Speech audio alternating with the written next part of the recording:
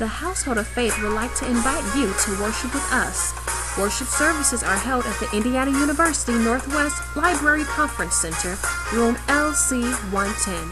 For more information, please visit www.IsraelTeach.com.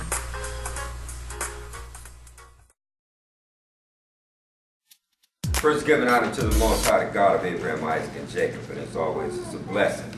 Anytime that I can share God's word, I'm truly thankful for having the opportunity to do so. With that, I'm going to go ahead and get started with today's lesson. And the title is The Lord's Sabbath Day, a time of rest. Today's lesson is about the Lord's weekly Sabbath day, that being the seventh day. And Sabbath means to rest. And we're going to look at the importance of observing this day as God has commanded us to. The Lord's Sabbath day is a day that has been set apart and exalted above all other days. And it is a day designated by God as a day of worship, a day that is to be wholly devoted to the Lord. Again, Sabbath means to rest, meaning you are to cease from all your labor and busyness. It is a time to focus on God. We're to refrain from participating in all the various activities that we find ourselves submersed in during the course of the week.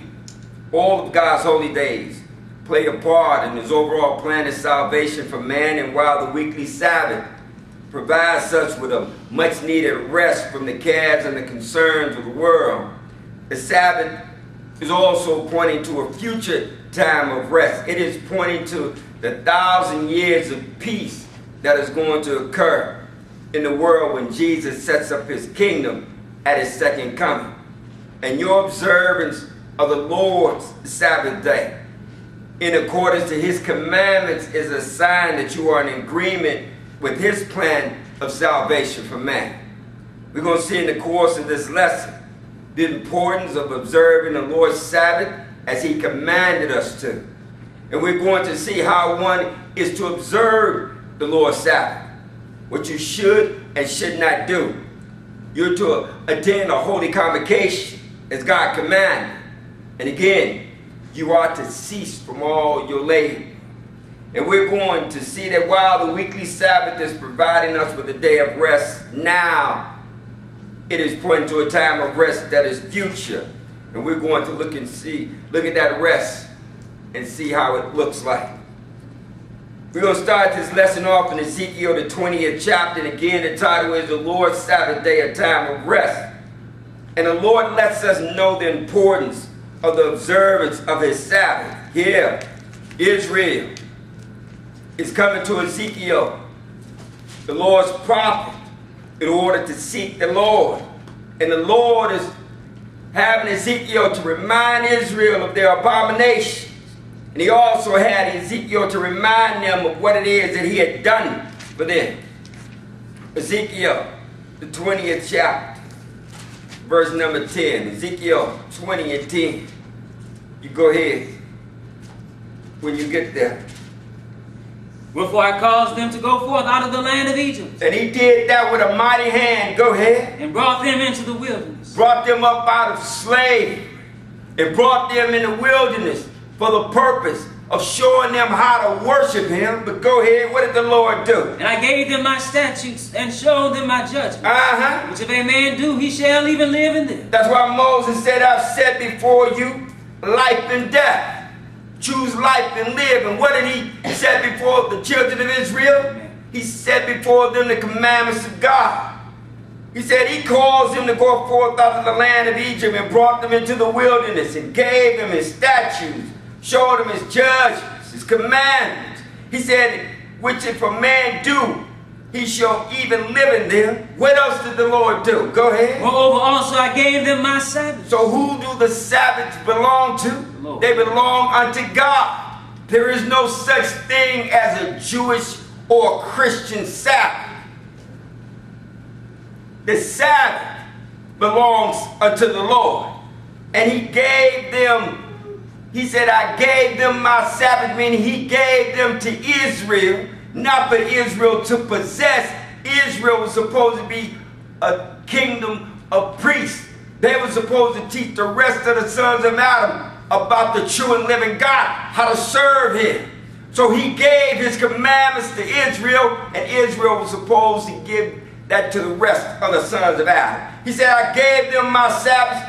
For what reason? Go ahead. To be a sign between me and them. Go ahead. They might know that I am the Lord that sanctified them. So if you set apart, you to be set apart by God's word. He said, I gave them my Sabbath to be a sign between me and them. So in observance of God's Sabbath, that is showing God that you truly do believe, again, in his plan of salvation for man. And that he is your God and you are his people. But that is an observance of his Sabbath. Turn over to Isaiah, the 56th chapter. Because he gave his commandments to the children of Israel. But they are to be observed by all. Here, we're going to find what Jesus is going to do at his second coming. And again, seeing the importance of observing God's Sabbath in accordance to his commandments. Isaiah 56 and verse number 1. Because he gave them to Israel, but everybody is to observe God's Sabbath. Go ahead, 56 and 1. Thus saith the Lord. Do what? Keep ye judgment and do justice. He said, you do that which is righteous. And why is that? For my salvation is near to come. Go ahead. And my righteousness to be revealed. And he's bringing his salvation at his second coming. He said, thus saith the Lord, keep ye judgment and do justice. He said, for my salvation is near to come. He said, and my righteousness to be revealed. And that's going to be shown again at his second coming. Go ahead. What is he going to say? Blessed is the man that doeth this. That do what? And the son of man that layeth hold on it. Go ahead. And keepeth the Sabbath from polluting it. He said, oh, you blessed if you do this.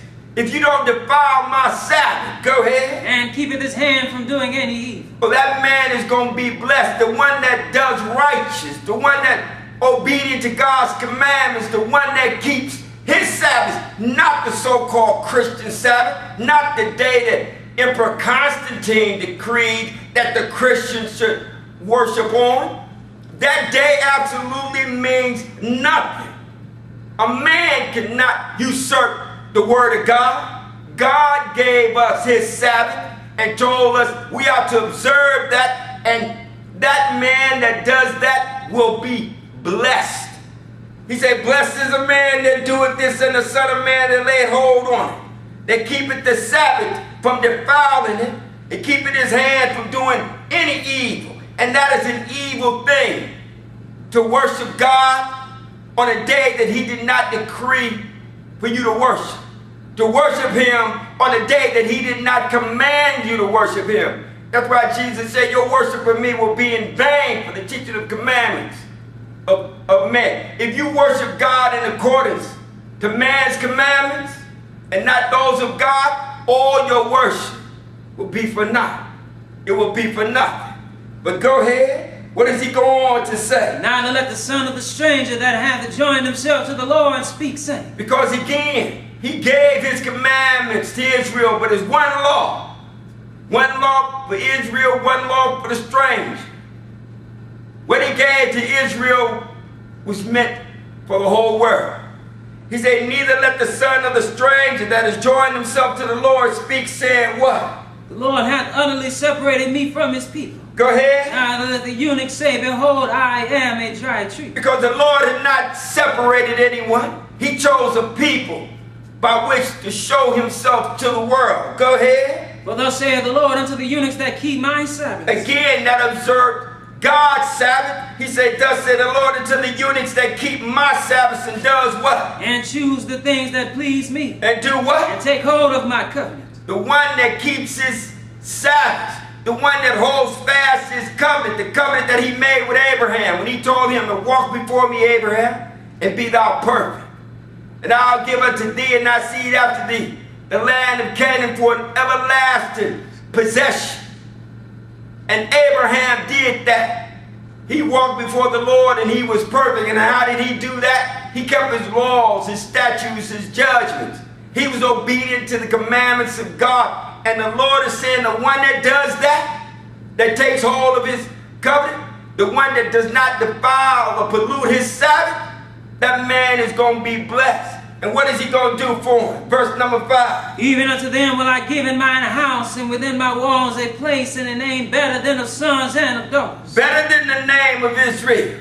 Because you could have read in Ezekiel, the 20th chapter, he gave them his Sabbaths and they defiled them and polluted them. And he sent them into captivity. But go ahead. I will give them an everlasting name that shall not be cut off. Go ahead. Also the sons of the stranger that join themselves to the Lord, to serve him and to love the name of the Lord, to be his servants, every one that keepeth the Sabbath from polluting it, and taketh hold of my covenant. Again, it's one law. One law for everybody. And what is he going to do for them? The one that keeps his Sabbath. Even then will I bring to my holy mountain. Talking about here on the earth. Talking about in Jerusalem. He said, even them will I bring to my holy mountain and make them what? And make them joyful in my house of prayer. Go ahead. Their burnt offerings and their sacrifices shall be accepted upon mine altar. For mine house shall be called an house of prayer for all people. God is the God of Abraham, Isaac, and Jacob, and he is the God of all people. He is the God of those who are obedient unto him. And the Sabbath is a sign between God and his people. Turn over to Leviticus, the 23rd chapter. Because the Lord said, blessed is the man that keeps his Sabbath and takes hold of his covenant. Again, we're going to see that the Sabbath belongs unto the Lord. And it is the 7th day of the week, not the first day of the week. I don't care how many people worship God on that day. It does not matter. It will be for naught. It will all be in vain.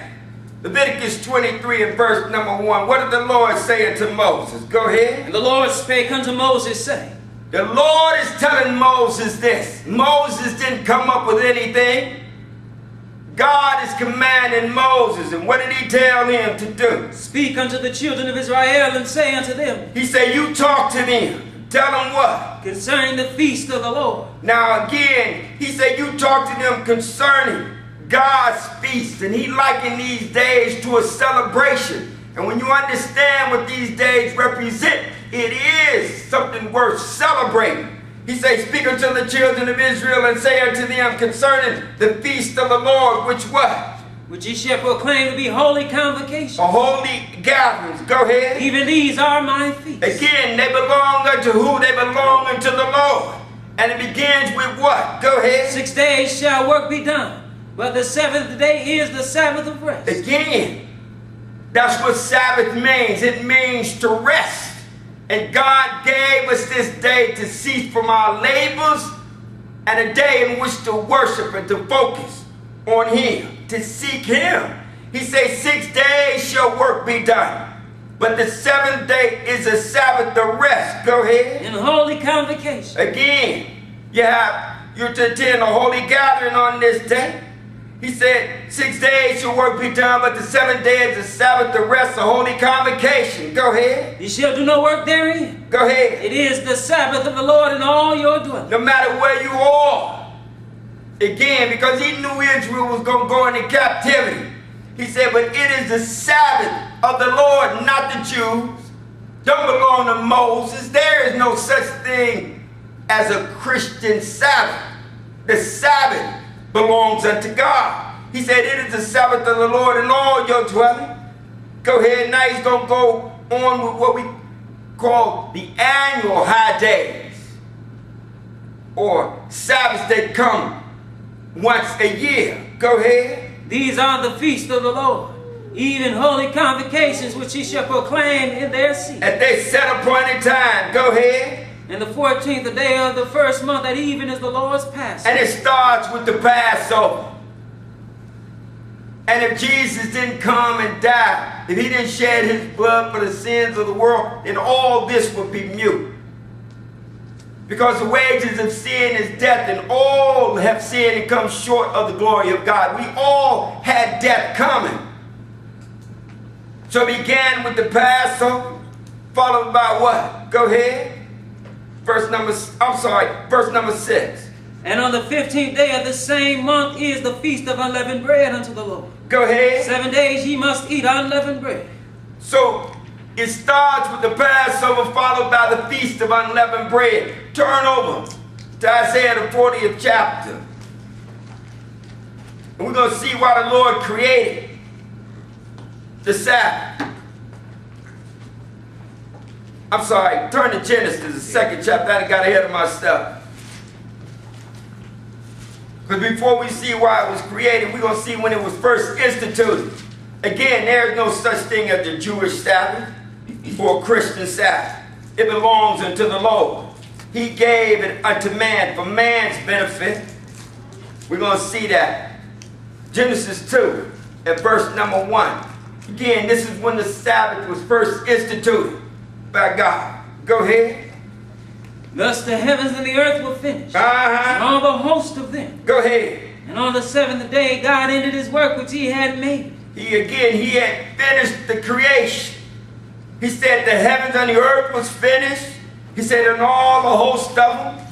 He said, on the 7th day, God ended his work which he had made. And what did he do? And he rested on the 7th day from all his work which he had made. Now mind you, he ceased from his labor. Not rested like God don't get tired, and we're going to see that. But he ceased from his labor because he had finished all that he was going to do. And he was setting a precedence for us to follow. He was establishing the pattern for the Sabbath all the way back here in the beginning. He said on the 7th day God ended his work which he had made, and he rested on the 7th day from all the work which he had made. And what did he do with that day? Go ahead. God blessed the 7th day and sanctified it. He set it apart. That is a special day. We're going to read where he hallowed that day. He sanctified that day. He blessed it. Go ahead. Because that in it he had rested from all his work which God created and made. And again, that is the 7th day, not the first day of the week. Turn over to Isaiah the 40th chapter. Again, we're going to see why God created the Sabbath for man. 40, and pick it up at verse number 28.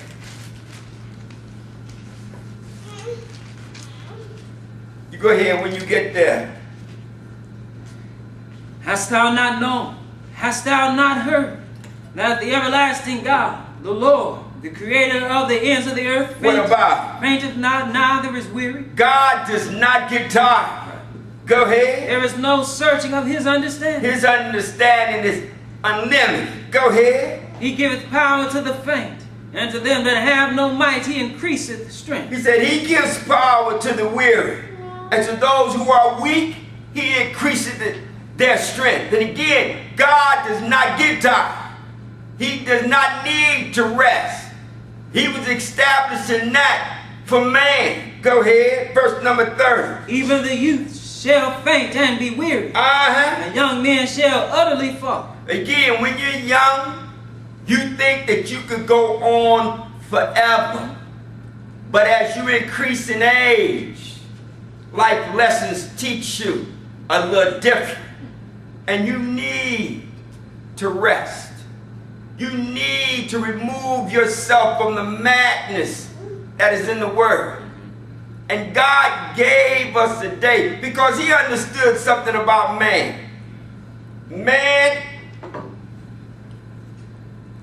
has no sense whatsoever. We would just continue to go on and on and on and on. It's like a child.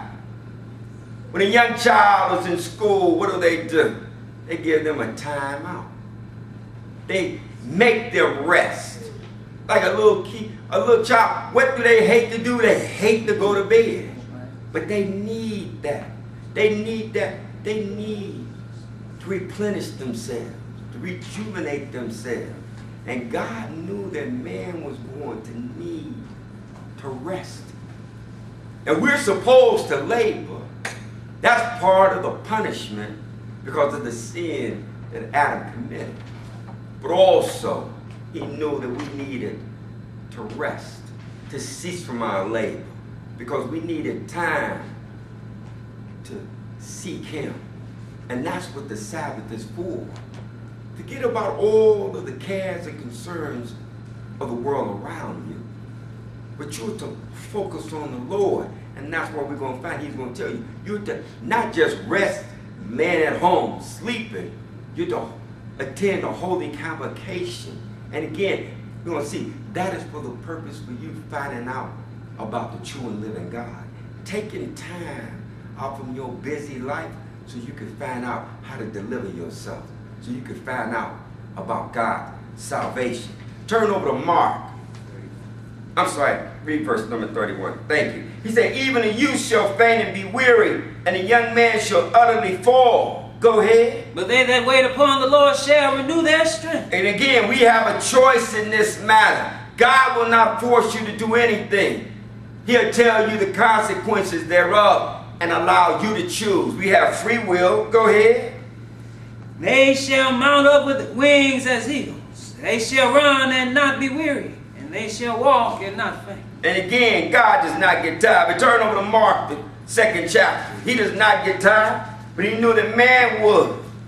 And so he established a time for us to rest and strengthen ourselves, not just physically, but spiritually. And here Jesus tells us why the Lord instituted the Sabbath. We're going to read one verse, 2 and verse 27. You go ahead when you get there. 2 and 27. And he said unto them, the Sabbath was made for man, and not man for the Sabbath. And again, the Sabbath was instituted by God for what? For man's benefit. But if a person is not going to observe the Sabbath in accordance to God's commandments, then it's not going to benefit him whatsoever. Turn over to Exodus the 20th chapter. Because God had said he blessed and he sanctified that day. Did he not? That being the 7th day. He named that day. All the other names of the week, all the other days of the week were just given a number. But the 7th day, that is the Sabbath of the Lord. And to show the importance of our observance of this day, he made it a part of the 10 commandments. Exodus 20 and verse number 8. Exodus 20 and verse number 8. Because he's going to tell you what else took place concerning this day. Go ahead when you get there. Remember 20 and 8. Remember the Sabbath day to keep it holy. And again, that day is the 7th day of the week. He said you remember that day, and you're to keep it holy. Go ahead. 6 days shalt thou labor and do all thy work. But go ahead. But the 7th day is the Sabbath of the Lord thy God. Again, Sabbath means to rest. Go ahead. In it thou shalt not do any work, thou nor thy son, nor thy daughter, thy manservant, nor thy maidservant, nor thy cattle, nor thy stranger that is within thy gates. It's one law for all. Everybody's supposed to observe God's Sabbath day. Go ahead. For in 6 days the Lord made heaven and earth, the sea and all that in them is. And then what did he do? And rested the 7th day. Again, establishing a pattern for us to follow. You labor for 6 days, and then you are to rest. Cease from your labor. Go ahead. Wherefore the Lord blessed the Sabbath day and hallowed it. He sanctified that day. He blessed that day. He hallowed that day. That's the true and living God. That is the day that man is to observe. That is the day that you are to have a holy convocation on. Turn over to Exodus, the 31st chapter. That's the day that was created for man's benefit. And we're going to see that the observance of the Sabbath was to be ongoing. Did not Jesus say the stranger, or the one who's going to be blessed, is the one that kept his Sabbath from polluting it, and the one that took hold of his covenant? What he gave to Israel was meant for everybody. And again, we were going to see that it was supposed to be ongoing. The Sabbath never changed.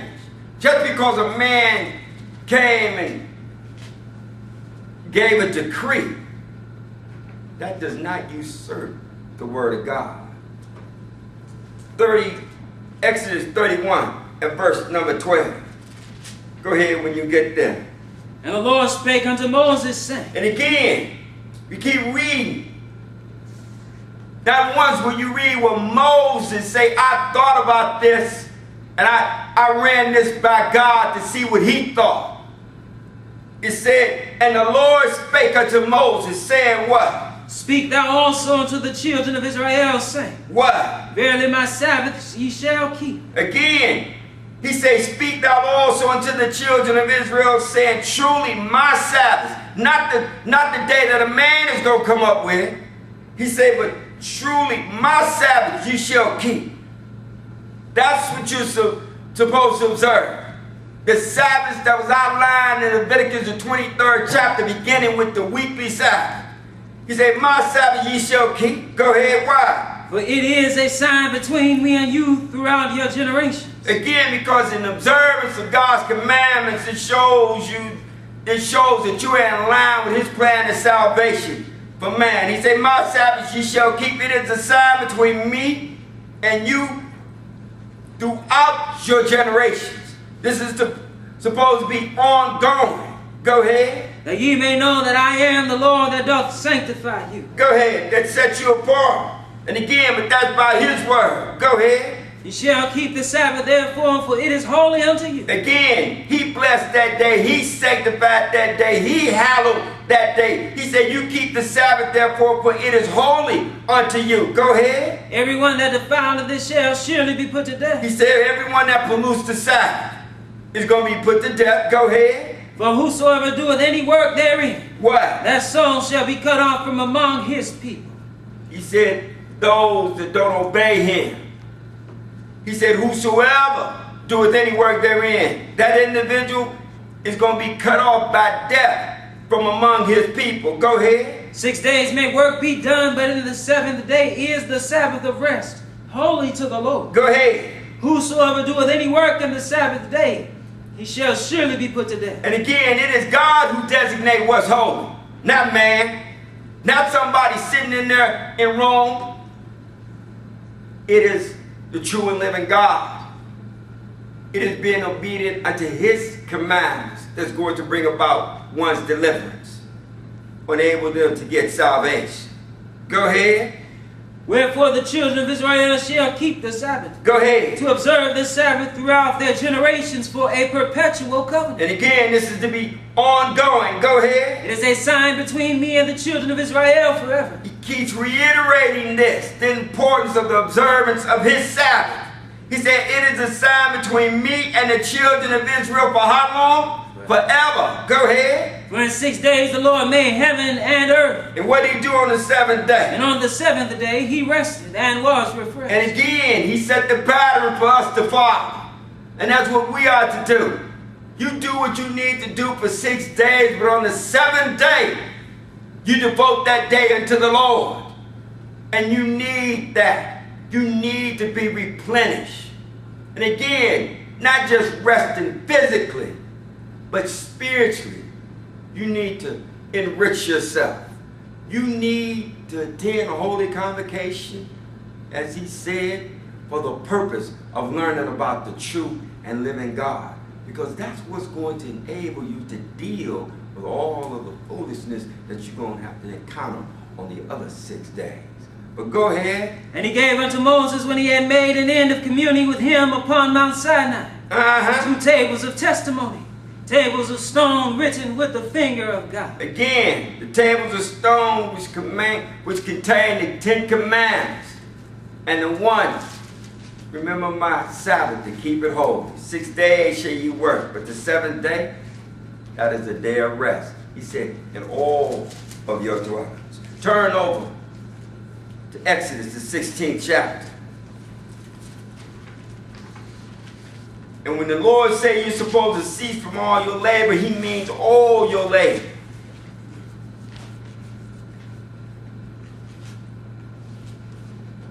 No work is to be done inside the home or out of the home. This is when the Lord established for Israel the pattern to follow concerning the Sabbath. 16 at verse number 1. Go ahead when you get there. And they took their journey from Elim. And all the congregation of the children of Israel came unto the wilderness of Sin, which is between Elim and Sinai, on the 15th day of the 2nd month after their departing out of the land of Egypt. And the whole congregation of the children of Israel murmured against Moses and Aaron in the wilderness. So the Lord had brought them up out of slavery, and Israel began to complain. Go ahead. And the children of Israel said unto them, what? Would to God we had died by the hand of the Lord in the land of Egypt, when we sat by the flesh pots, and when we did eat bread to the full. Now mind you, that's not what they were saying when they saw Pharaoh bearing down on them with their army. They were crying unto Moses and unto the Lord. But now they talking about, oh, we wish we had died. But go ahead. For ye have brought us forth into this wilderness to kill this whole assembly with hunger.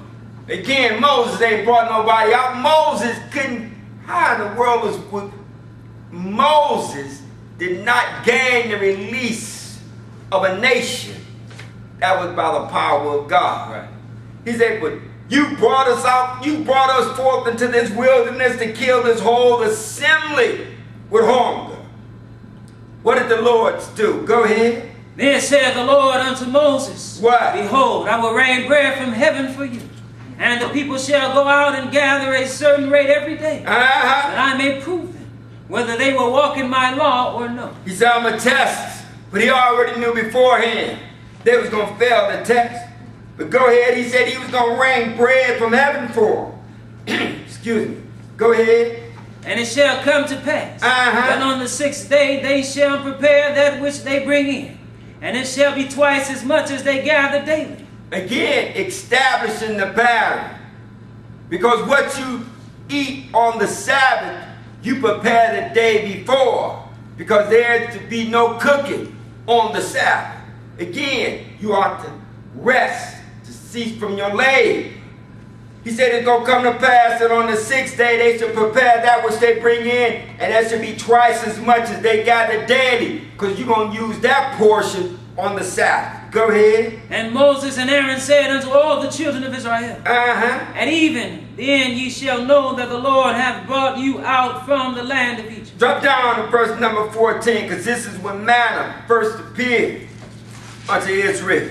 Go ahead. And when the dew that lay was gone up, behold, upon the face of the wilderness there lay a small round thing. Go ahead. As small as the hoar frost on the ground. And when the children of Israel saw it, they didn't know what it was, but go ahead. They said one to another, It is manna. Meaning, what is this? Go ahead. For they wist not what it was. And Moses said unto them, What? This is the bread which the Lord hath given you to eat. Go ahead.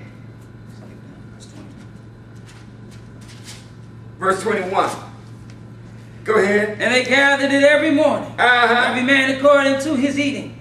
And when the sun waxed hot, it melted. Go ahead. And it came to pass that on the 6th day they gathered twice as much bread. So each day they gathered what they needed to eat. But on the 6th day they gathered twice as much, because again, they were going to use what was left over for the 7th day. Because they were not to go out and gather this manna on the 7th day. Go ahead. 2 omers for one man. And all the rulers of the congregation came and told Moses. And he said unto them, This is that which the Lord hath said. Go ahead. Tomorrow is the rest of the holy Sabbath unto the Lord. Do what? Bake that which ye will bake today. Go ahead. And see that ye will see. He said, look, you bake what you need to bake today and boil what you need to boil today, because tomorrow is the holy Sabbath. You have to cease from your labors. You're not to be cooking on that day. He said, you bake that which you will bake today, and you boil that which you will boil, and that which remaineth over lay up for you to be kept until the morning. Go ahead. 24. And they laid it up till the morning, as Moses bade. And it did not stink, neither was there any worm therein. Go ahead. And Moses said, Eat that today. For today is a Sabbath unto the Lord. Go ahead. Today ye shall not find it in the field. So the Lord gave man what he needed. He gave him what he needed. They were to gather every day, but on the sixth day they gathered twice as much. They gathered enough for that day and for that next day, which was going to be the Sabbath. Go ahead. 6 days ye shall gather it, but on the seventh day, which is the Sabbath, in it there shall be none. But the people were still going to test them. Go ahead. And it came to pass. What? And there went out some of the people on the seventh day for to gather, and they found none. And again, Israel is a stiff-necked, hard-headed people. Told them exactly what it was they were supposed to do, but yet and still you had those that was going to go out there and test it. He said, it came to pass that went out some of the people on the seventh day for to gather, and what? They didn't find any. Go ahead. And the Lord said unto Moses, How long refuse ye to keep my commandments and my law? Talking about how long will these people continue to be stiff-necked and hard-headed. Go ahead. See, for that the Lord hath given you the Sabbath. Therefore what? Therefore he giveth you on the sixth day the bread for 2 days. Go ahead. Abide ye every man in his place. Let no man go out of his place on the Sabbath day. And see, some people read this and say, well, see, you're not supposed to go nowhere on the Sabbath day. You got to read everything in its context. Yes. How can you not go out of your house on the Sabbath day if he tells you to attend a holy convocation? Right. That's impossible. What he's saying is, look, don't go out there looking for food. Don't go out there laboring. Don't go out there continuing to do the things that you do during a normal course of the week. You're to refrain from that. He said, let no man go out of his place on the Sabbath day. So the people did what? So the people rested on the seventh day. And that's what that means. Sabbath means. It means to rest. But turn over to Exodus, the 35th chapter, because he emphasized the importance of not doing any work. God here is addressing something that is vital to Israel's existence. 35 and verse number 1. You go ahead when you get there. Because he had told them, Moses told them, you bake that which you're going to bake, and you see the boil that which you're going to boil. You cook on the sixth day enough that you could have it on the 6th and the 7th day. Go ahead, verse number 35. 35 and 1. 35 and 1, thank you. And Moses gathered all the congregation of the children of Israel together, and said unto them, What? These are the words which the Lord hath commanded, that ye should do them. Again, what we're reading is what's supposed to be done in observance of God's holy Sabbath day. What you need to do in order, or how you need to do in order to observe. Verse number 2, go ahead. 6 days shall work be done. But what about on the 7th day? But on the 7th day there shall be to you an holy day. Go ahead. A Sabbath of rest to the Lord. Go ahead. Whosoever doeth work therein shall be put to death. He said you can work for 6 days. Do your thing for 6 days. Do whatever you need to do. He said, but on the 7th day, there shall be unto you a holy day. And how is that a holy day? Because God hallowed that day. He blessed that day. He sanctified it. And it is to be a Sabbath of rest to the Lord. And whosoever doeth work therein, he was going to be put to death. Go ahead. He's going to tell them something else they're not supposed to do. Go ahead. Ye shall kindle no fire throughout your habitations upon the Sabbath day. Now mind you, when you think of Israel, when it says, and you shall kindle no fire, don't start any fires throughout your habitations upon the Sabbath day. Israel relied on fire for heat, for cooking, for light. But he's saying, look, do not be out there building a fire on the Sabbath day, because that required work. That was effort. You had to go and gather the wood. It's not like you just push a button or flick a bit and you got a fire going. That's not how it is. The Lord ain't got nothing against fire. They had to maintain a fire ongoing on the altar. What he's saying is, do not be out there laboring on the Sabbath day. Don't be starting a fire on the Sabbath day. Turn over to Numbers 15th chapter, because we're going to see that God meant exactly what he said. When he said whosoever defiled his Sabbath was going to be put to death. Numbers 15. And with some understanding, you realize Is the Lord that's commanding Moses what to say unto the children of Israel? That's none other than Jesus. He is the only God that man has known. The Father never heard his voice, nor seen his shape at any time. 15, and pick it up at verse number 29. Go ahead when you get there.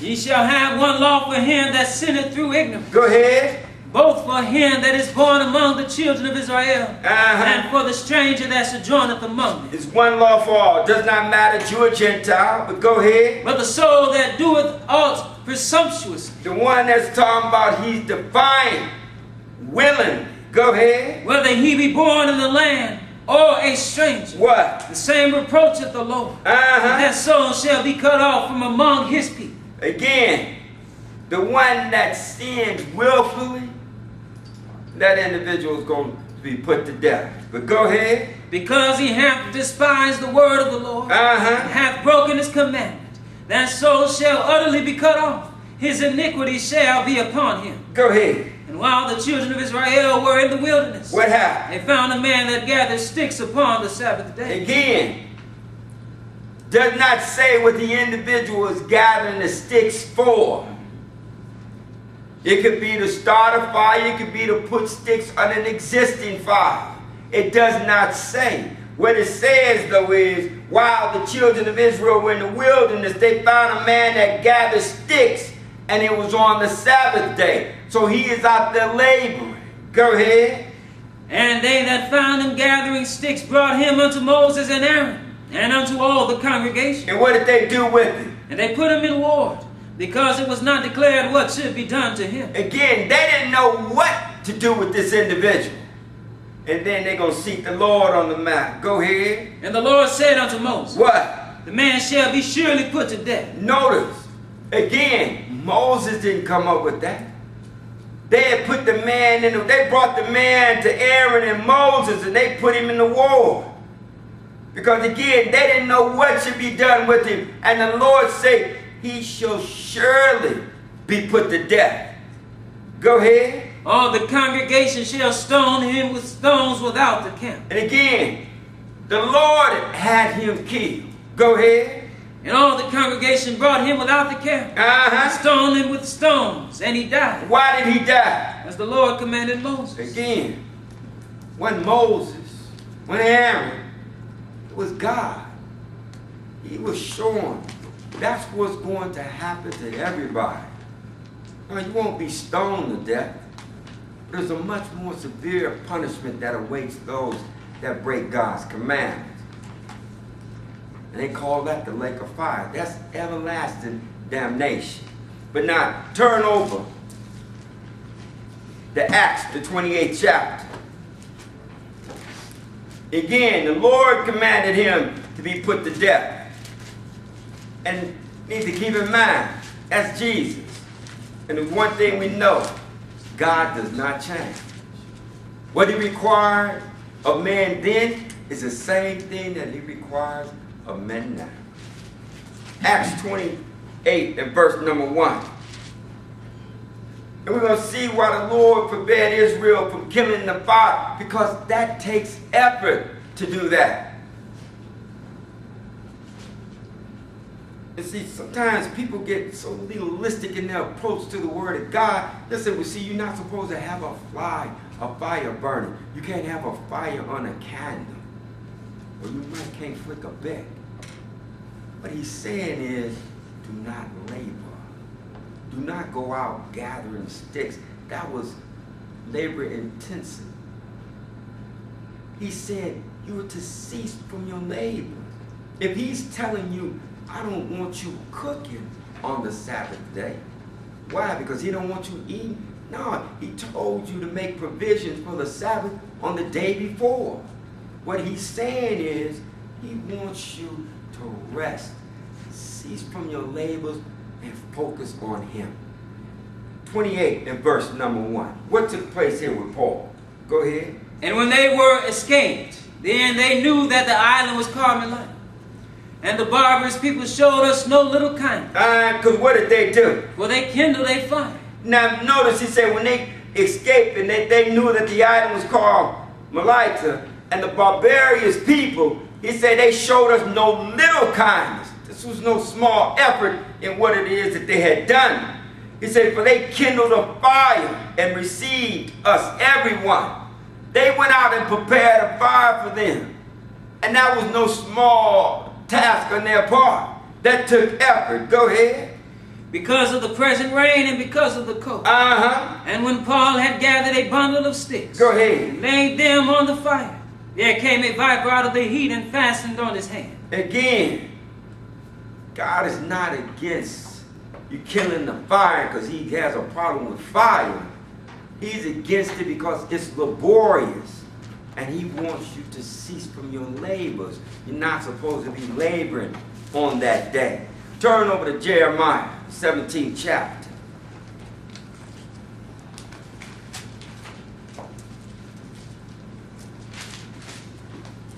It does not matter where you at, inside the home or outside. You're supposed to rest.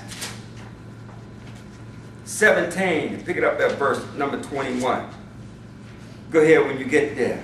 Thus saith the Lord, take heed to yourselves and bear no burden on the Sabbath day. Go ahead. Nor bring it in by the gates of Jerusalem. Neither what? Neither carry forth a burden out of your houses on the Sabbath day. Neither do ye any work. But what are we supposed to do? But hallow ye the Sabbath day, as I commanded your fathers. We're not supposed to defile or pollute God's Sabbath day.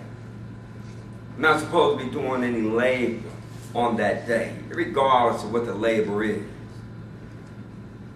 We're supposed to, again, we're supposed to observe this day as God commanded. And I'm not concerned what people do outside of here. People ignore the word of God totally. They don't even observe God's Seventh Day Sabbath. And even in calling themselves attending a convocation, I'm not going to call it holy because it's not. Even on that day, what are they going to do afterwards? Whatever comes to mind. They're going to do whatever they feel like doing. Got to go to church early because I got to go shopping. I got to go do this. I got to go do that. I got to go do this. Totally. Not only is the day wrong, how you there even trying to observe it is totally contrary to the Word of God. But turn over to Nehemiah, the 13th chapter. Because you not to labor and don't engage in the labors of others. Now here Nehemiah is asking the Lord to remember him for the things, the good things that he has done. 13, and pick it up at verse number 14. 13 and 14. Look what Nehemiah did. Go ahead when you get there. Remember me, O my God, what? Concerning this. Go ahead. Wipe not out my good deeds that I have done for the house of my God, and for the offices thereof. Nehemiah is saying, Lord, remember me for these things. Remember me for my good deeds. He said, I've done for the house of my God and for the services thereof. Because what did Nehemiah do? Go ahead. Those days saw I in Judah some treading wine presses on the Sabbath. Go ahead. Bringing in sheaves and lading asses, as also wine, grapes, and figs, and all manner of burdens, which they brought into Jerusalem on the Sabbath day. He said, in those days I saw those that were laboring on the Sabbath day. What did Nehemiah do? Go ahead. And I testified against them in the day wherein they sold victuals. He said, I warned them in the day wherein they sold provisions. Go ahead. There dwelt men of Tyre also therein, which brought fish and all manner of ware. They had all types of merchandise and was doing what? And sold on the Sabbath unto the children of Judah and in Jerusalem. He said, look, I warned those that would labor on the Sabbath day. He said, there dwelt men of Tyre also therein, which brought fish and all manner of merchandise, and they were selling on the Sabbath unto the children of Judah. He said, and in Jerusalem, they were buying and selling on the Sabbath day. And what did Nehemiah do? Go ahead. Then I contended with the nobles of Judah. Saying what? Saying unto them, go ahead. What evil thing is this that ye do and profane the Sabbath day? Again, you're not supposed to be conducting business. You're not supposed to be buying and selling. You're not supposed to be laboring on the Sabbath day. Go ahead. 18. Did not your fathers thus, and did not our God bring all this evil upon us and upon this city? And what he did was he sent them into captivity. But go ahead. Yea, ye bring more wrath upon Israel by profaning the Sabbath. Go ahead. And it came to pass that when the gates of Jerusalem began to be dark before the Sabbath, Go ahead. I commanded that the gates should be shut, And charge what? and charged that they should not be opened till after the Sabbath. Go ahead. Some of my servants set I at the gate, Uh-huh. that there should be no burden be brought in on the Sabbath day. He had the gate shut up so that they couldn't come in with their merchandise and enticing the people to buy and sell on the Sabbath day. Go ahead. So the merchants and sellers of all kind of ware lodged without Jerusalem once or twice. So they still came though, and they was just hanging around on the outside in the hopes that somebody would come out and buy from them. And what did he do? What did Nehemiah do? Go And ahead. I testified against them, He said, I warned them. Go ahead. said unto them, What? why lodge ye about the wall? Why are you here? Go ahead. If you do so again, I will lay hands on you. He said, if you come back here again, I'm going to do something to you. Go ahead. From that time forth came they no more on the Sabbath. Again, you're not supposed to be laboring. Not supposed to be conducting business or transactions on the Sabbath day. Turn over. It is to be a day of rest. Verse 22, thank you. And I commanded the Levites that they should cleanse themselves, Uh-huh. that they should come and keep the gates, That they should come and guard the gates to do what? to sanctify the Sabbath day. Go ahead. Remember me, O my God, Uh-huh. concerning this also, Go ahead. and spare me according to the greatness of thy mercy. Nehemiah said, you remember me, Lord. Remember me for the good deeds that I've done. He said, remember me, O my God, concerning this also, and spare me according to the greatness of thy mercy. You also can ask God to remember you. Remember you for the observance of his commands. Be like when Hezekiah, when the Lord had Isaiah tell him, your time was up, Hezekiah. What did Hezekiah do? Hezekiah turned to the wall and cried unto the Lord and said, Lord, you know how I've served you all these years. That's what you want to be able to do. The only way that you can do that is to be obedient. You call on the Lord, but you call on him, as Paul said, in the boldness of knowing that you've done your best to serve him. You've done your best to observe his Sabbaths and to keep them holy, not profaning them as he has commanded us to do. Turn over to Isaiah 58 chapter. Isaiah 58. Because not only are we supposed to cease from our labors, we're supposed to cease from doing our pleasure on this day. This is a day that is supposed to be dedicated unto the Lord. 58 and verse number 13. 58 and 13. Go ahead when you get there. If thou turn away thy foot from the Sabbath, He said, look, if you turn away your foot from the Sabbath, if you stop doing your own business or business on that day, go ahead. from doing thy pleasure on my holy day, Doing those things that's going to distract you from the Lord. Again, we have 6 days, but the 7th day, that is the Sabbath of the Lord. That day is to be dedicated and devoted unto him. He said, if you turn away thy foot from the Sabbath, from doing thy pleasure on my holy day, and do what? and call the Sabbath a delight, the holy of the Lord honorable, and shall honor him. Because again, it was made for man. It's not to be looked upon as being a burden. He said, but if you turn away your foot from the Sabbath, from doing thy pleasure on my holy day, and call the Sabbath a delight, the holy of the Lord honorable, and shall honor him, not doing what? Not doing thine own way, Go ahead. nor finding thine own pleasure, nor speaking thine own words. Again, you cease from your labor and business, in deed and in conversation. You got plenty of time to deal with the ways of the world. But on that day, devote that unto the Lord. Then what? Then shalt thou delight thyself in the Lord. Go ahead. And I will cause thee to ride upon the high places of the earth, Uh-huh. and feed thee with the heritage of Jacob thy father. Go For ahead. the mouth of the Lord hath spoken it. Turn over to Amos. Real quick. Amos, the 5th chapter.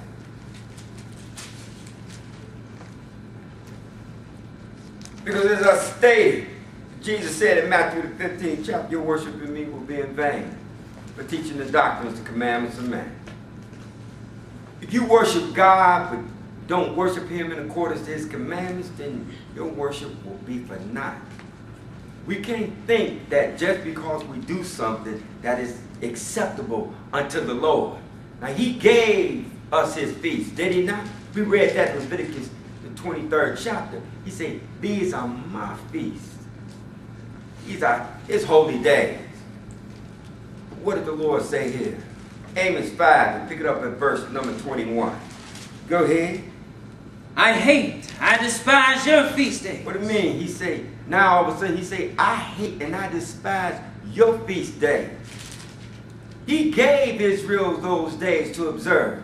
But what he hates is that what they're doing, they're not being righteous.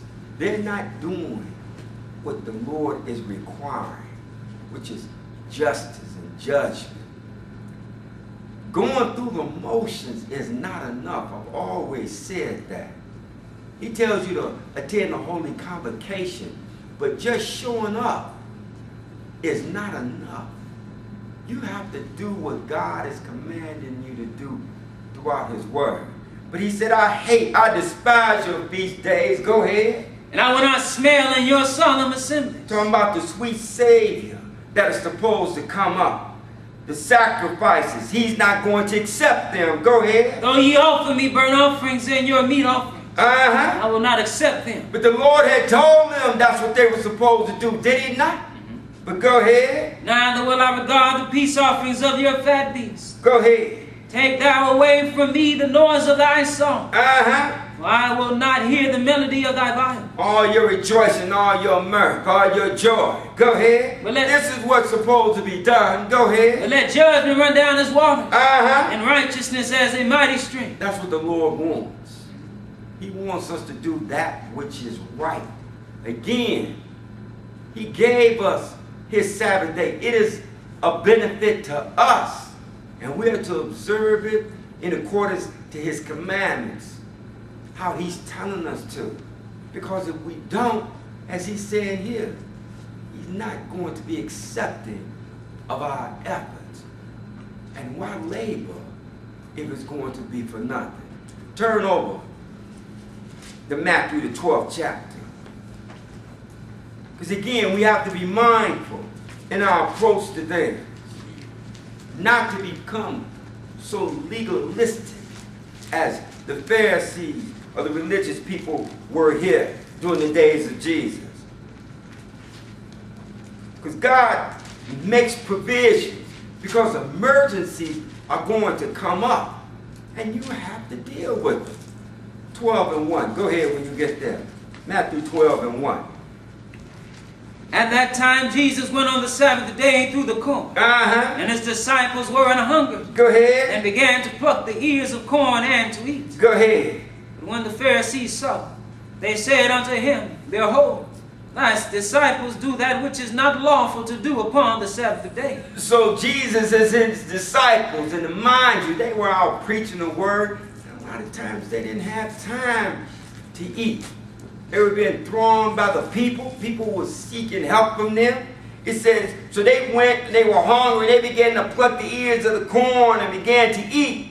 And when the Pharisees saw it, they said to him, Behold, thy disciples do that which is not lawful to do upon the Sabbath day. So they're condemning Jesus, them unfairly. But go ahead, what did he tell them? 3. But he said unto them, Have ye not read what David did when he was in hunger?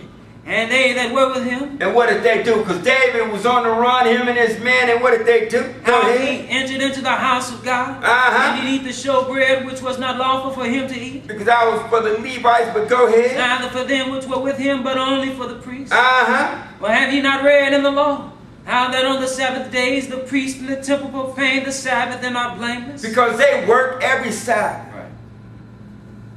You're supposed to rest on the Sabbath, are you not? I labor every Sabbath. And I call it a labor because that's what it is. It is work. Sometimes somebody will say, oh, I slept good. Or my wife, we will eat. And she will go get in her bed. She's rested. And I'm laboring because I have work to do. I have to stand up here. But God allows that. Because otherwise, how else would it get done? Right. And in the case of emergency, David them were on the run. They were hungry, so they came and they ate that which was set aside for the priest. That was provisions not for them. But again, it was in a case of an emergency. Go ahead. 6. But I say unto you, what? That in this place is one greater than the temple. Uh-huh. But if ye had known what this meaneth, I will have mercy and not sacrifice, ye will not have condemned the guiltless. Go ahead. For the Son of Man is Lord even of the Sabbath day. Because he's the one that gave us the Sabbath. But go ahead.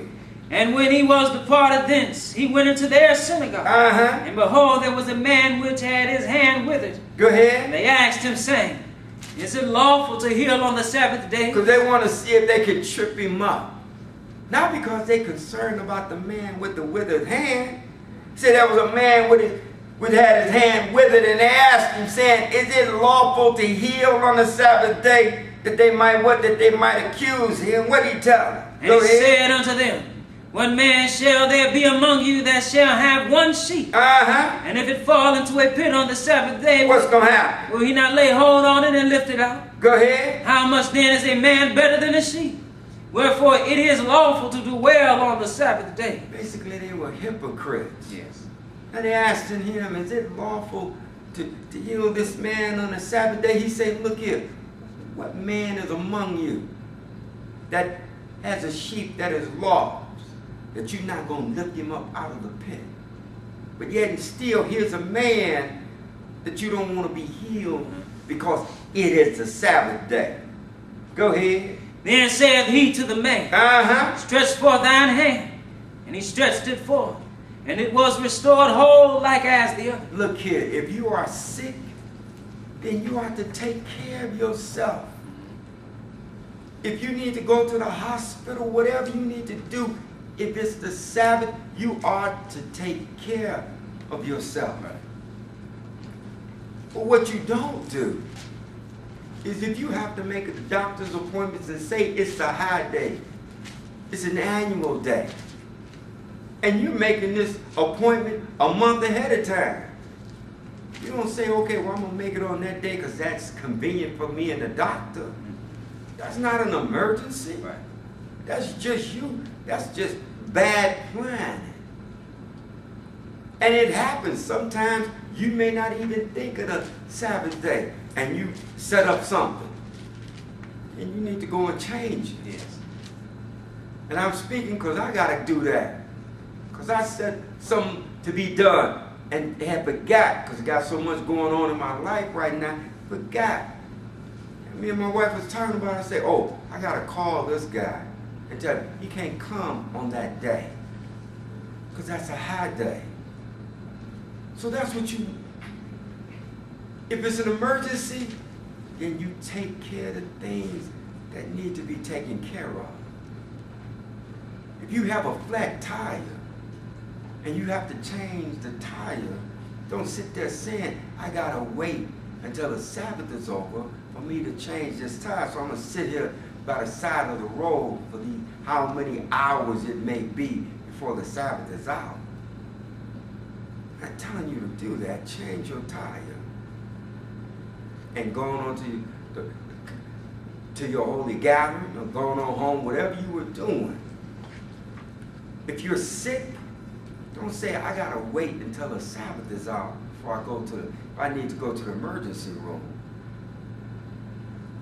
You take care of those things that need to be taken care of. Because emergencies do arrive. Turn over to Luke, the 6th chapter, because we're going to read Luke's version of this, but he's going to add something else to it. because you are to cease from your labors, but you're also to have a holy convocation, a holy gathering. And that's extremely important, because the whole purpose of that, you need to take the time. Jesus, the Lord said in Jeremiah, I'm going to give you pastors after my own heart. They're going to feed you with knowledge and understanding. Where are they going to feed you at? That's what you come to church for, so you can get fed. Not a good story, not to be inspired, so that you can hear the word of God, so that you can find out how to save yourself, how to deliver yourself. That's why he's having you to have a holy convocation, to attend one, so that you can learn about the true and living God. 6 and verse number 6, as we're going to see here, 6 and 6. Go ahead when you get there. And it came to pass also on another Sabbath that he entered into the synagogue and taught. Again, talking about Jesus, right? He said it came to pass also on another Sabbath. He entered into the synagogue and he taught, because you come to learn something. Go ahead. And there was a man whose right hand was with him. And the scribes and Pharisees watched him, whether he would heal on the Sabbath day, that they might find an accusation against him. Go ahead. But he knew their thoughts, and said to the man which had the withered hand, Rise up and stand forth in the midst. Go ahead. And he arose and stood forth. Then said Jesus unto them, I will ask you one thing. What? Is it lawful on the Sabbath days to do good or to do evil, to save life or to destroy it? Again, if you need to take care of yourself and it's the Sabbath, then you need to do that. But go ahead. And looking round about upon them all, he said unto the man, Stretch forth thy hand. And he did so.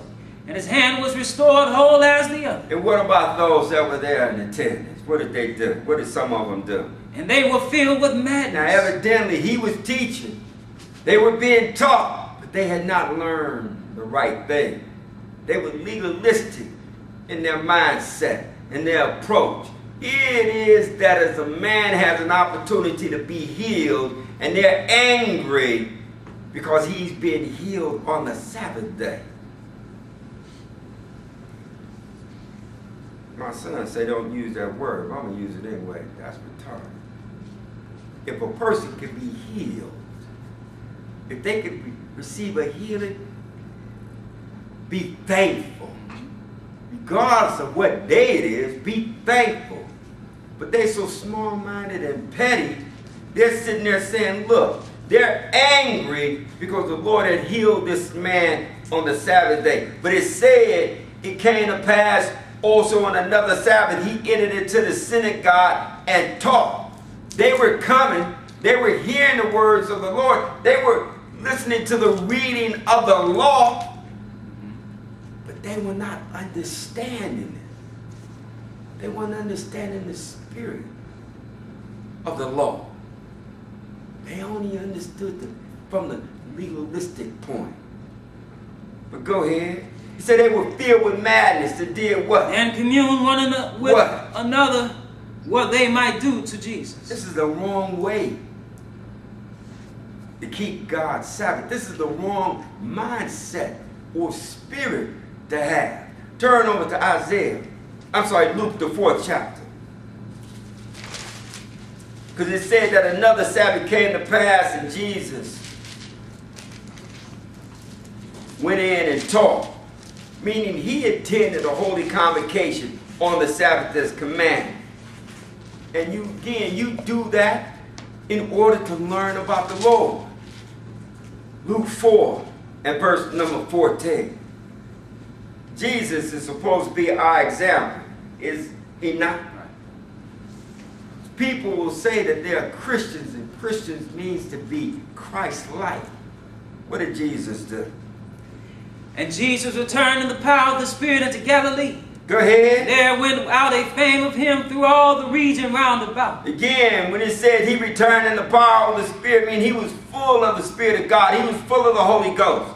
And then he said there went out a fame of him throughout all the region round about. The news of Jesus began to spread because of the miracles that he was doing. But go ahead. What did he do? And he taught in their synagogues, being glorified of all. Again, you come to church, you have a holy convocation. It is to worship God, but it is also to learn about salvation, to learn how to deliver yourself. Go ahead. And he came to Nazareth where he had been brought up. And what? And as his custom was. As his manner of living was, what did he do? He went into the synagogue on the Sabbath day and stood up for to read. He said that he came to Nazareth where he had been brought up, and as his custom was, he went into the synagogue on the Sabbath day. As God had commanded, which is the 7th day of the week. He said, and he stood up for to read, and what did he read? Go ahead. There was delivered unto him the book of the prophet Isaiah. He was reading out of the writings of Isaiah the prophet. He said there was delivered unto him the book of the prophet Isaiah, and that is why when you come here, we read out of the Bible. And we're reading for the purpose of trying to find out what we need to do in order to get deliverance. What we need to do in order to obtain salvation. He said there was delivered unto him the book of the prophet Isaiah. Go ahead. And when he had opened the book, what? He found the place where it was written. And what you do is you follow the Bible as God said. Here a little and there a little. Line upon line, precept upon precept. It's not enough to read a verse and then a person tells you what they think or how they feel. Because how a person feels or what a person thinks means absolutely nothing. The only thing that matters is what thus said the Lord. Constantine felt that another day should be an observance for the so-called, and I say so-called Christians. And what he did was he came up with the first day of the week. But they had already been worshiping on that day. Because they were worshiping the sun. Right. Not the Son of God, but the Son, the S-U-N. Right. And what they did was just incorporated pagan worship in the worship of Jesus. But that's what a man thought. You can't read that nowhere in the Bible. It's amazing. And some people will say, well, y'all read too many scriptures.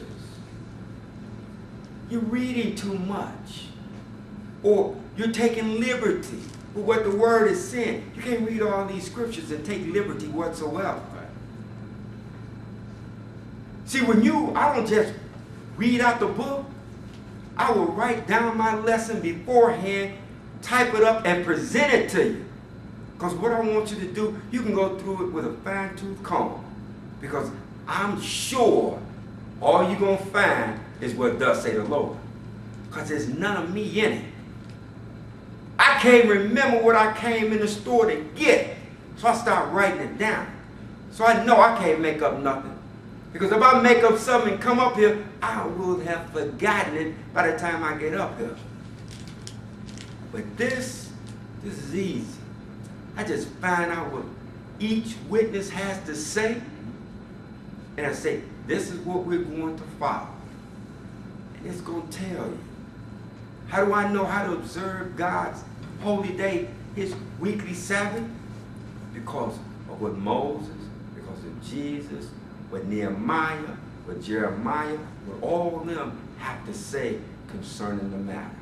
Paul, that's how you know how to do what thus say the Lord, by following what he gave to his prophets, his servants. Turn over to Luke, the 23rd chapter. Because Jesus and his followers, they observed the Sabbath. They attended the holy convocation. And we're going to see, and they rested on that day, as God had commanded them. This is taking place right after the crucifixion of Jesus. So we know that what they're talking about here, this Sabbath, is not the weekly Sabbath, because Jesus died on the Passover. And so what came after the Passover? The Feast of Unleavened Bread. That's why I had us read that in Leviticus, the 23rd chapter, so we'll know exactly what they're talking about here. Luke 23, and pick it up at verse number 50. 23 and 50. Go ahead when you get there. And behold, there was a man named Joseph, a counselor, and he was a good man and a just. The same had not consented to the counsel and deed of them. He was of Arimathea, a city of the Jews, who also himself waited for the kingdom of God. This was a righteous man, a man with some understanding. Go ahead. This man went unto Pilate and begged the body of Jesus. And he took it down and wrapped it in linen. Go ahead. Laid it in the sepulchre that was hewn in stone, wherein never man before was laid. And again, this was on the Passover. This would have been on the 14th day of the month. Go ahead. And that day was the preparation. And that's what they call the preparation day of the Passover. Because it comes right before the Feast of Unleavened Bread. Go ahead. And the Sabbath drew on. And that was not a weekly Sabbath. Right. That was a half Sabbath or an annual Sabbath. That's why they came up with, well, if this was the Sabbath after that date, they're thinking that it had to be a Saturday, which shows they knew when the Sabbath was. And they elected to change it. But it said that day was the preparation and the Sabbath drew on. Go ahead. And the women also, which came with him from Galilee, followed after and beheld the sepulchre and how his body was laid. What did they do? And they returned and prepared spices and ointments. They did what? And rested the Sabbath day according to the commandment. They rested on that day as God has commanded. All of his Sabbath days are holy days.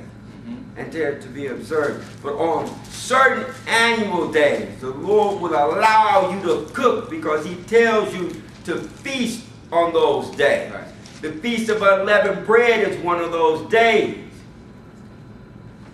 You're not to do any servile work. You're not supposed to be laboring outside, but he allows you to cook because you can feast on that day. But again, they rested on that day as God had commanded them. These were followers of Christ, followers of Jesus. Jesus himself, as his custom was, went into the synagogue. Turn over to Acts, the 17th chapter. Because we're going to see that the apostles, they continued to observe the Sabbath day. And this is well after Jesus had been crucified and what took place, 17:1. You go here when you get there. Now when they had passed through Amphipolis and Apollonia, they came to Thessalonica, where was a synagogue of the Jews. And Paul, as his manner was, went in unto them. It said, and Paul, as his custom was, he said he went into them and did what? In 3 days. Three Sabbath days in a row. Did what? And 3 Sabbath days reasoned with them out of the scriptures. Doing what? Opening and alleging that Christ must needs have suffered and risen again from the dead, and that this Jesus whom I preach unto you is Christ. As Paul's custom was, he went into the synagogue on the Sabbath day. He said, and he reasoned with them out of the scriptures, out of the word of God, opening and alleging that Christ must needs have suffered and risen from the dead. He was preaching Jesus out of the Bible, out of the Old Testament. They didn't have the New at that time. But he was there what? He was attending a holy convocation, and they were addressing their needs using the word of God. He said, opening and alleging that Christ must needs have suffered and risen again from the dead, and that this Jesus whom I preach unto you is none other than Christ. He is the Messiah. He is the anointed one. He is the one that Moses and all the prophets spoke of that was to come. Turn over to Acts, the 13th chapter. Because we're going to see even the early converts. They understood when the Sabbath day was. 13 and 13. Go ahead when you get there. Now when Paul and his company loosed from Paphos, go ahead. They came to Perga and Pamphylia, and John departing from them returned to Jerusalem. But when they departed from Perga, they came to Antioch and Pisidia. And did what? And went into the synagogue on the Sabbath day and sat down. Because you're supposed to attend a holy convocation or a holy gathering on that day. Go ahead. And after the reading of the law and the prophets, the rulers of the synagogue sent unto them, saying, Ye men and brethren, What? if ye have any word of exhortation for the people, say them. They recognized Paul, them, and asked them if they wanted to speak to go ahead. He said, but after the reading of the law and the prophets, after the reading of God's word, it said, then the rulers of the synagogue said unto him, saying, Ye men and brethren, if you have any word of exhortation for the people, he said, then you say on. And what did Paul do? Then Paul stood up, and beckoning with his hand said, Men of Israel, and ye that fear God, give audience. Drop down to verse number 42. And again, this is well after Jesus had been crucified, but they're still observing God's Sabbath day because that was not the change.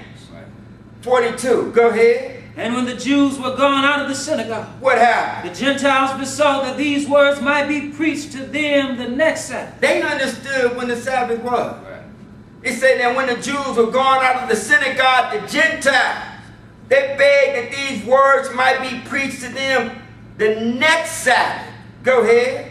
Now when the congregation was broken up, many of the Jews and religious proselytes followed Paul and Barnabas. Talking about the converts of the believers. Who what? Who speaking to them persuaded them to continue in the grace of God. And then what happened? And the next Sabbath day came almost the whole city together to hear the word of God. And that's why you have a holy convocation. You come so that you could hear what thus said the Lord. But you're supposed to come on the right day. Right. Out of all what we've read, ain't nothing been made up.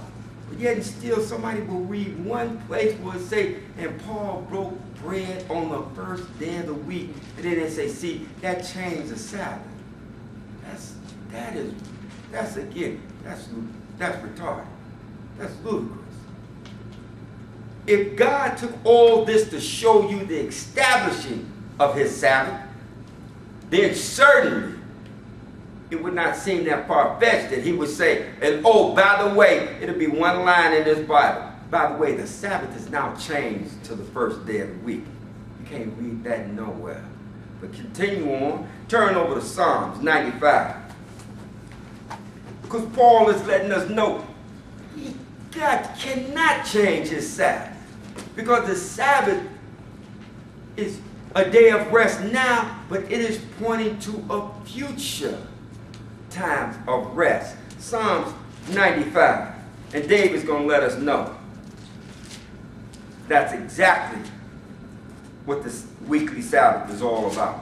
It is pointing to a future day of rest. 95, and pick it up at verse number 6. 95 and 6. You go ahead when you get there.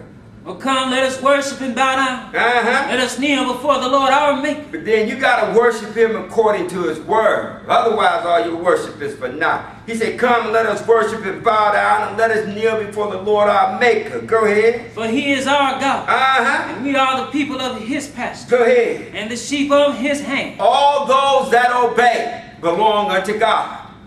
He said, for he is our God, and we are the people of his pasture and the sheep of his hand. That's only if we obey him. Go ahead. Today, if ye will hear his voice, what? Harden not your heart. He said, don't harden your mind. Don't close your mind up. He said, today, if you hear his voice, harden not your heart. Go ahead. As in the provocation. As in the time of rebellion. Go ahead. And as in the day of temptation in the wilderness. Don't be like Israel was. Go ahead. When your fathers tempted me, proved me, and did what? And saw my work. He said, don't be like them. He said, when they tried me, proved me, and they saw my work, they saw what he had done. Again, he had brought them out. He had brought Israel out of the land of Egypt with a mighty hand. Brought them in the wilderness to show them, to prove them. Gave them his laws and his statutes, his judgments. And what did they do? Oh, we wish we had died. Then say, Moses, why did you bring us out here into this wilderness? But go ahead, verse number 10. 40 years long was I grieved with this generation. And said, it is a people that do err in their heart. And what? And they have not known my way. And because they were rebellious, what did the Lord say? Go ahead. To whom I swear in my wrath, they should not enter into my rest. And he's not talking about the promised land. Right. He said, 40 years long was I grieved with this generation, and said, it is a people that do err in their heart, and they have not known my ways, unto whom I swear my wrath. They are not going to enter into my rest. Does not mean they're not going to get into God's kingdom, but they are not going to enter into the 1,000 years of peace when the Lord sets up his kingdom here on this earth. And to see that, turn to Hebrews, the 4th chapter.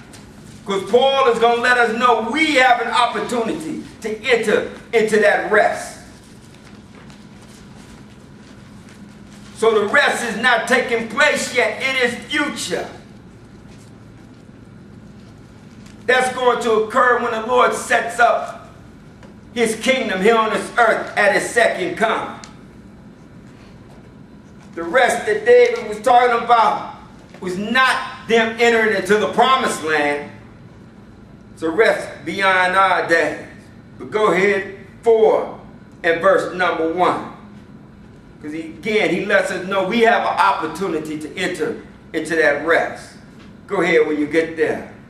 Let us therefore fear, lest a promise being left us of entering into his rest, any of you should seem to come short of. Again, we all have the same promise of being able to enter into that rest. Go ahead. For unto us was the gospel preached, as well as unto them. But what about the message that they received? Go ahead. The word preached did not profit them. Why? Not being mixed with faith in them that heard it. Again, it's not enough just to hear the word.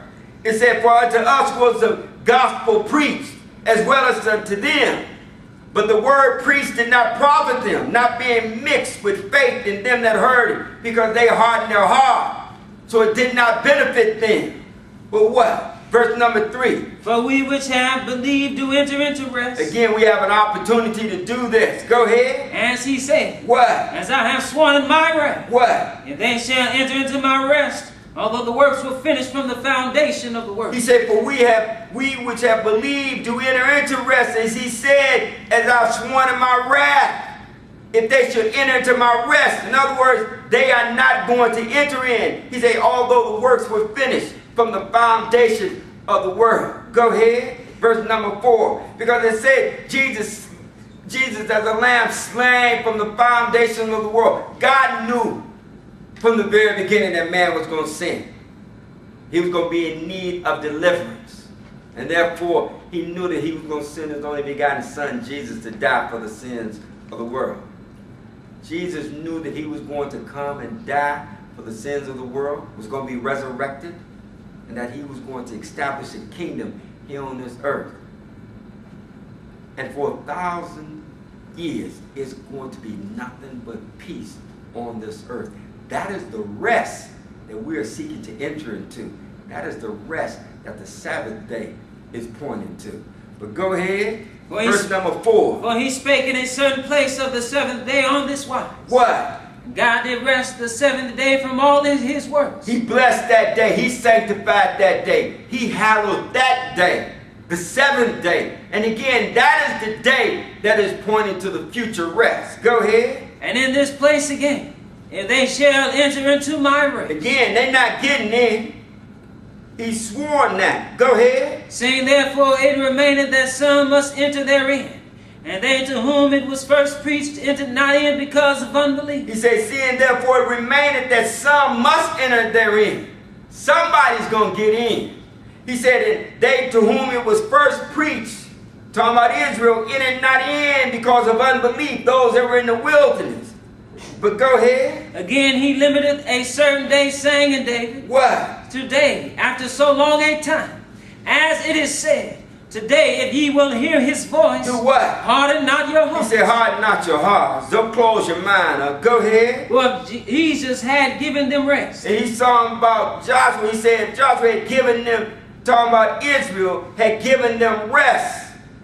When he had taken them into the promised land, then what? Then would he not afterward have spoken of another day? Again, Joshua led them into the promised land. He said, but if that had been the rest that he was talking about then, he said, would he not afterward have spoken of another day? Go ahead. There remaineth therefore a rest to the people of God. And again, the weekly Sabbath is pointing to that. Go ahead. For he that is entered into his rest, Uh-huh. he also hath ceased from his own works. Go ahead. As God did from his. And when did the Lord do that? On the seventh day, did he not? He worked for 6 days, and then he ceased from his labor on the seventh day. And that's what man is going to do. Man is going to work for 6 days, and on the seventh day, he's going to enter into his rest. Go ahead, therefore what? Let us labor therefore to enter into that rest. And this rest is going to be established when Jesus sets up his kingdom at his second coming. He said, let us labor therefore to enter into that rest. At least what? Lest any man fall after the same example of unbelief. Through their disobedience. But turn over. Tell you what, turn to 2 Peter.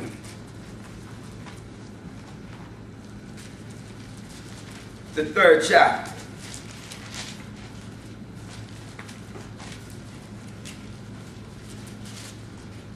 Because Paul said there remaineth another day.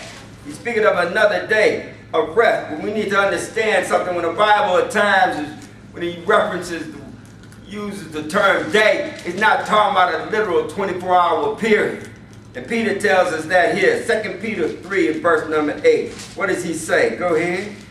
But beloved, be not ignorant of this one thing. He said, but beloved, don't lack understanding concerning this one thing. What is that? That one day is with the Lord as 1,000 years. Uh-huh. And 1,000 years as one day. And that's what the Sabbath day is pointing to, 1,000 years of nothing but peace. Turn to Revelation, the 20th chapter. John is going to tell us what's going to take place when the Lord returns. And this is what the Sabbath, the weekly Sabbath, is pointing to. 20 and verse number 1. You go ahead when you get there. Because what's going to take place? Go ahead. And I saw an angel come down from heaven, having the key of the bottomless pit and a great chain in his hand. And he laid hold on the dragon, that old serpent. This is none other than Michael, because Michael's the one that threw Satan out of heaven in the first place. We could read that, but I'm not dealing with that now. He said, I saw an angel come down from heaven, having the key of the bottomless pit and a great chain in his hand. And he laid hold on the dragon, or the old serpent, which is the devil and Satan. What did he do with Satan? And Go ahead. bound him 1,000 years. Because in order for there to be peace, you got to bind up the peace breaker. And so he came down and he's going to bind up Satan. And how long? No. He said for 1,000 years. That's one day, is it not? One day is as 1,000 years, and 1,000 years is as one day. For 1,000 years or one day, Satan is going to be bound. Go ahead. And cast him into the bottomless pit. Go ahead. And shut him up. And set a seal upon him, that he should deceive the nations no more. So Satan and his henchmen are not going to be able to do what they've been doing all along. They're not going to be out deceiving the people, influencing the people as they have been. He said he cast him into the bottomless pit and shut him up and set a seal upon him that he should deceive the nations no more. Till when? Till the 1,000 years should be fulfilled. And after that, what's going to happen? And after that he must be loosed a little season. Go ahead. And I saw thrones, and they sat upon them. Judgment was given unto them. Go ahead. And I saw the souls of them that were beheaded for the witness of Jesus, and for the word of God, and which had not worshipped the beast, neither his image, neither had received his mark upon their foreheads or in their hands. And they lived and reigned with Christ 1,000 years. He's talking about those that came up in the first resurrection. And notice how long he said they lived and they reigned with Christ 1,000 years. And they only designated 1,000 years because that's during the time of Jesus' kingdom. Because after the 1,000 years, when he says Satan is going to be loosed, then you're going to have the last battle on earth, and then the Father is going to come and establish his kingdom. But he said they lived and reigned with Christ 1,000 years, but what? Verse number 5. But the rest of the dead lived not again until the 1,000 years were finished. This is the first resurrection. Because again, you're going to have the first resurrection. You're going to have 1,000 years. Then you're going to have a white great throne judgment. And again, that's going to be the end of man as we know it, as far as being flesh and blood beings. He said, but the rest of the dead live not again till the 1,000 years were finished. This is the first resurrection. Verse number 6. Blessed and holy is he that hath part in the first resurrection. On such the second death hath no power. But what? But they shall be priests of God and of Christ, and shall reign with him 1,000 years. Again, it keeps emphasizing 1,000 years because that's the time of rest that's going to be upon this earth when the Lord sets up his kingdom. Turn over to, there's a handout. Because as I said, just as the Lord ceased from his labor on the 7th day, man is going to labor for 6 days and he's going to enter his rest on the 7th day. Because Peter told you, a day is as 1,000 years, and 1,000 years is as one day. You read in Deuteronomy. So when God divided the nations, the inheritance, he separated it by the sons of Adam. He said when he separated the sons of Adam, he set the bounds of the people according to the number of the children of Israel. Jacob had 12 sons who became the 12 tribes of Israel. So the bounds of man was set in accordance to that number. That's why you have 12 hours in a day, 12 hours in a night. There's 12 months in a year. And man's existence on this earth is not going to go beyond 12. It's not going to go beyond 12,000 years. Just as God ceased from his labor and rested on the 7th day, man is going to cease from his labor and enter into his rest on the 7th day. And what you have here listed on the left-hand side, this is what took place in Genesis. It said day 1, God created the light. Day 2, firmament. Day 3, trees and the grass. Day 4, put the sun and the moon and the stars in the firmament. Day 5, fish and the fowls he created. In day 6, he created man and the beast. This is the first day of man's existence, the first day of work. So what you're looking at, that's 6,000. Now, on the 7th day, God rested. But if you look to the right of that, under man's existence, that would be man's 2nd day. Continue down from man's 1st day to the 6th day. Man is going to work for 6 days. And then he's going to enter into his rest on the 7th day, which will correspond to 12,000 years. So man is not going to go beyond 12,000 years. And people have guesstimated as to how long man has been on this earth. And while they cannot all agree on the exact time, they all come up with the same estimation that it's nearly been 6,000 years. And when you look at the things that are taking place in this world according to prophecy, you know that this is winding down. When I say it's winding down, man's rule of this world is getting ready to come to an end. Because God is getting ready to intervene. When you look at what's going on in Europe, when you look at what's going on in the Middle East, it's all been prophesied of in the Bible. And it's all signaling a coming to an end of man's rule. But again, when the Lord comes and sets up his kingdom, man's going to have nothing but 1,000 years of peace. And I want to reiterate, I shouldn't say reiterate, but I want to interject. That's going to be the ones that's going to be here left. Because the Lord is going to do so much killing when he comes. But it's still going to be some people here. And it's going to be nothing but peace at that time. But now turn back. Turn to Isaiah, the 65th chapter. Because man is not going to go beyond that 1,000 to 12 years.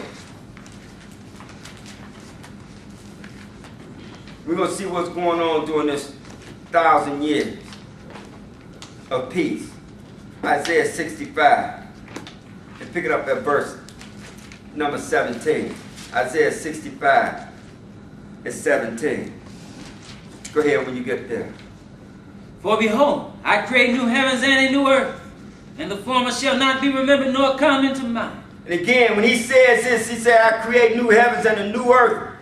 Because the sky is going to roll back like a scroll. It's going to be pushed out of the way, making way for the coming of the Lord. He said, I'm going to create a new heavens and a new earth. He said, the former should not be remembered nor come into mind. But go ahead. But be ye glad and rejoice forever in that which I create. For behold, I create Jerusalem a rejoicing, and her people a joy. Go ahead. And I will rejoice in Jerusalem. Because the Lord himself is going to be back.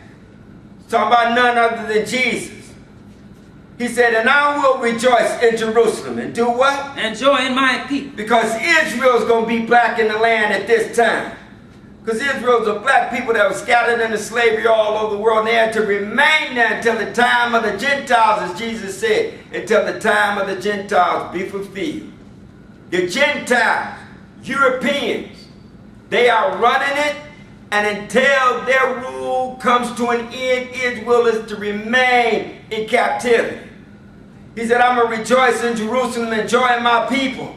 And what? And the voice of weeping shall be no more heard in her. Go ahead. Nor the voice of crying. Go ahead. There shall be no more thence an infant of days. Go ahead. Nor an old man that hath not filled his days. What's going to take place is men are going to go back to living long lives again. Longevity is going to be the norm.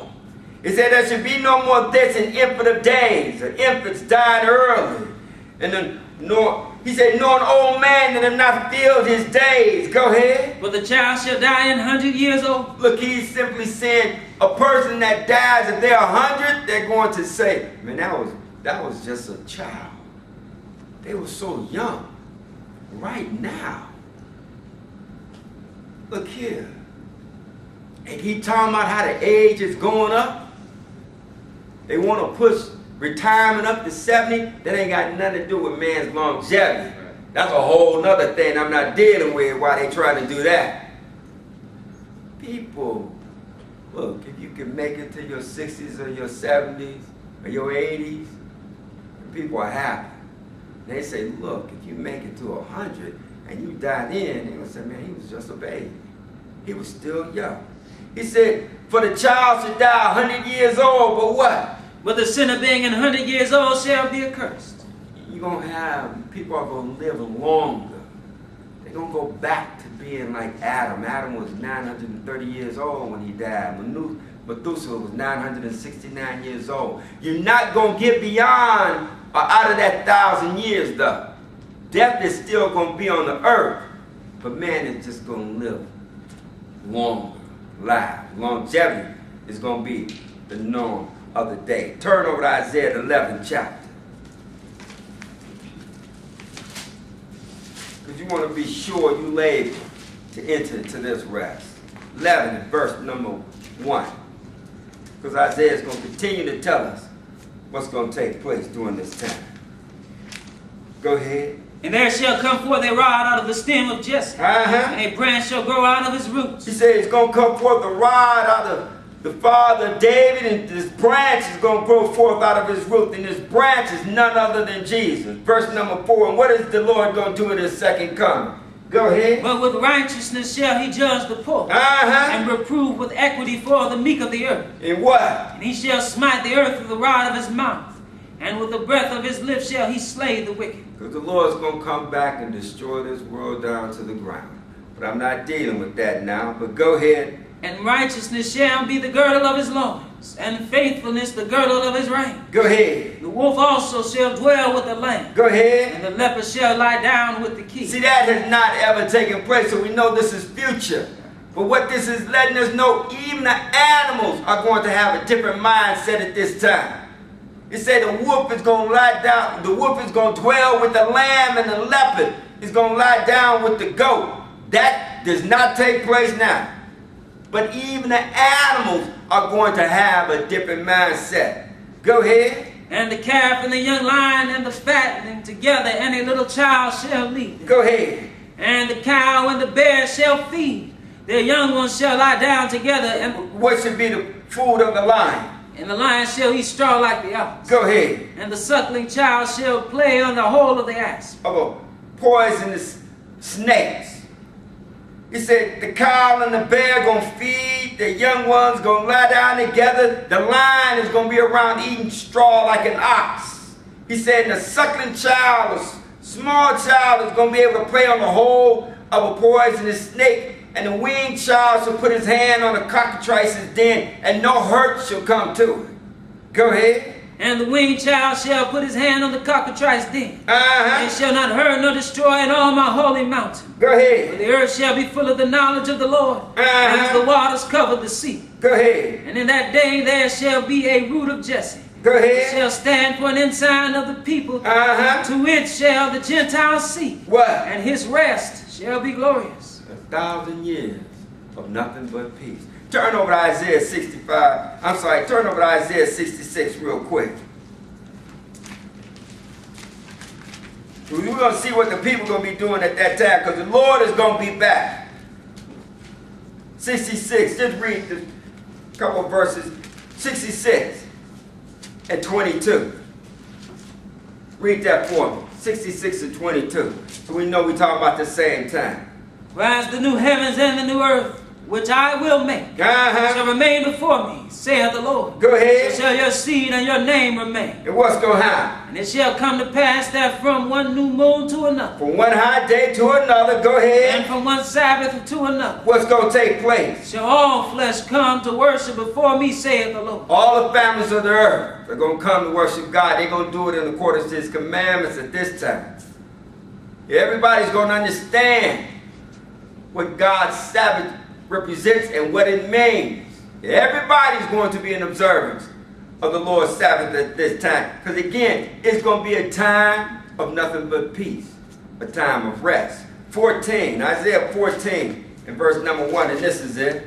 Isaiah 14 and 1.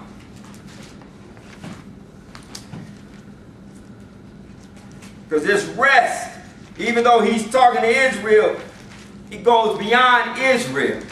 It's for all people. Go ahead. For the Lord will have mercy on Jacob, and will yet choose Israel. Set them in their own land. Because again, they've been scattered into captivity. But go ahead. And the stranger shall be joined with them. They shall cleave to the house of Jacob. Go ahead. And the people shall take them and bring them to their place. Go ahead. The house of Israel shall possess them in the land of the Lord for servants and handmaids. They shall take them captives, whose captives they were. And do what? And they shall rule over their oppressors. The ones that have oppressed and ruled over Israel, Israel is now going to rule over them. But understand and mind you, it's going to be with a total different way. They're going to serve Israel. Because what's going to take place at that time, Israel is going to do the job that God had commissioned them to do from the very beginning. And that was to be His priests. And because they are His priests, people are going to seek them. People are going to want to be around them. But go ahead. And it shall come to pass in the day that the Lord shall give thee rest from thy sorrow, from thy fear, and from the hard bondage wherein thou wast made to serve. Again, because Israel is going to be in captivity until this time takes place. But drop down to verse number 7. Because it says rest is glorious. And the Gentiles was going to seek it, did it not? Verse number 7. How's the world at this time? Not just Jerusalem, but how's the whole world at this time during this thousands years of nothing but peace? Go ahead. The whole earth is at rest. Go ahead. And is quiet. They break forth into singing. It said the whole world is at rest. It is a time of nothing but peace, and that's the Lord's Sabbath day, a time of rest. I want to thank you for your time.